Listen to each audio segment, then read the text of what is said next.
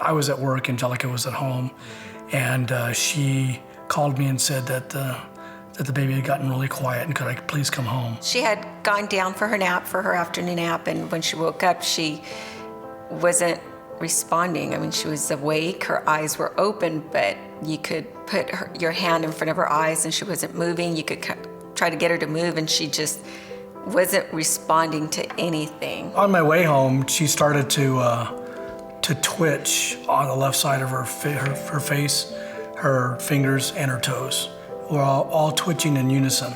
I had already called her pediatrician to say, hey, listen, we want to come in earlier. As we were putting her on the table so they could do her vitals, she went into a grand mal seizure.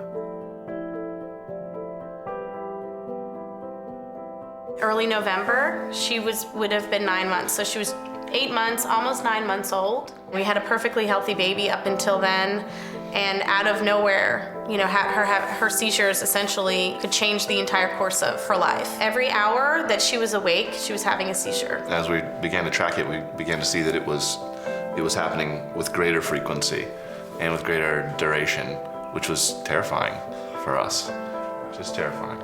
I had no prior experience to seeing a seizure, and when she first was non-responsive and then her little lip kind of started twitching to, like a minute later, her hand and then her leg, and I was just freaking out. I didn't know what to do. I didn't know how to even calm her down or how to protect her at that point. I was just going crazy because I did not know what to do. Every time she has a seizure, we know that is essentially, you know, destroying her ability to have a normal life. So we went from a healthy, seemingly normal, happy baby at 5.5 months to being essentially told that her life and our lives had changed forever.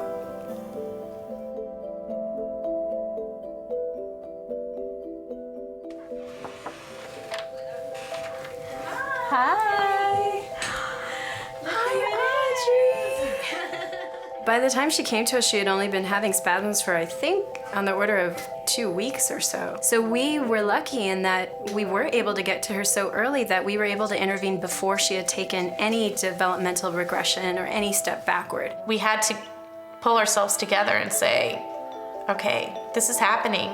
We need to figure out what to do to help our daughter. All the doctors said the same thing. The earlier you start on therapy, the quicker you can start to rehabilitate some of the things that she lost, because pretty much all the pathways that had been developed up to 5.5 months had been disrupted by the seizure. Yeah, so we were basically starting over again.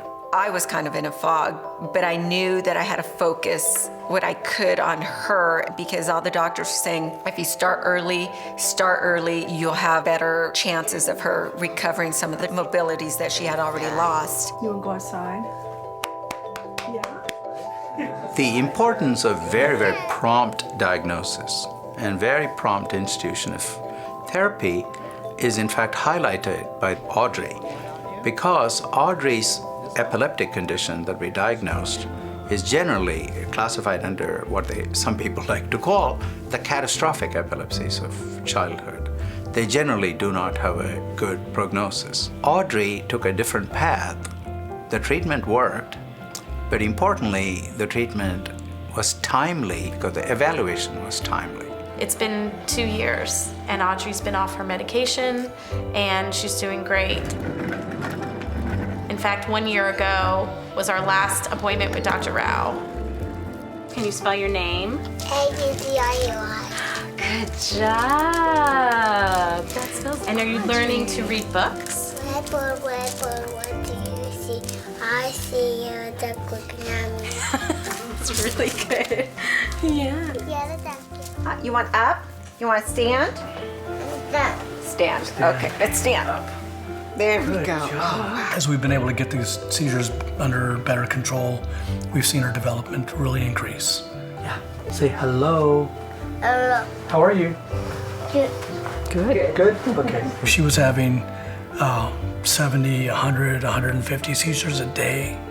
And we've gone down to, a couple a day, maybe a couple in a week. So they've gone way down. She may have limitations, but we're not going to stop. We're going to continue fighting, and we're going to try to find avenues that might benefit her and help her grow and develop. We talked to a lot of different doctors, went to a lot of different places for blood pressure and side effects, but Dr. Rao was the one constant. We had her cell phone number, we could call her anytime, and God knows we did. We did. And she always answered. Dr. Rao really cares for her patients, really spends a lot of time getting to know them, getting to know their families, so she can really understand not only the epilepsy, but really what the other impacts that the epilepsy has on the whole family. Dr. Rao is an outstanding clinician, and I would like to claim that that's a result of her training here at UCLA and that somehow I contributed to that.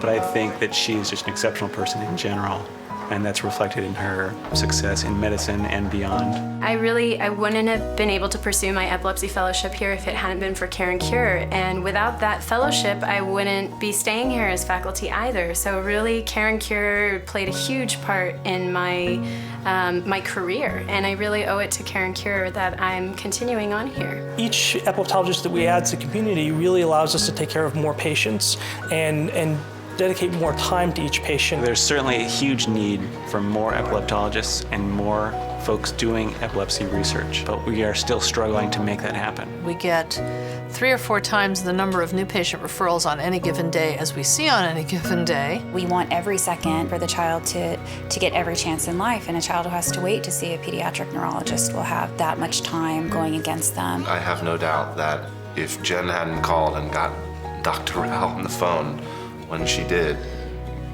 Audrey's life would be very different. Treating them as early as possible really gives them the best chance for a great outcome. Dr. Rao is a huge step in that direction, but this is a marathon. It's not just a few steps. We need to go many miles. So there's a long road ahead of us, but I think we're going in the right direction, and with the help of Care and Cure, I think we can get there. This is an exciting time to be in this field because we are now able to make more of a difference. And with the amount of research that's going into the brain, we are going to have the technology to do so much more. Kids that previously we may have said, we don't really have a good treatment for this, and maybe 10 years down the line, we will have it.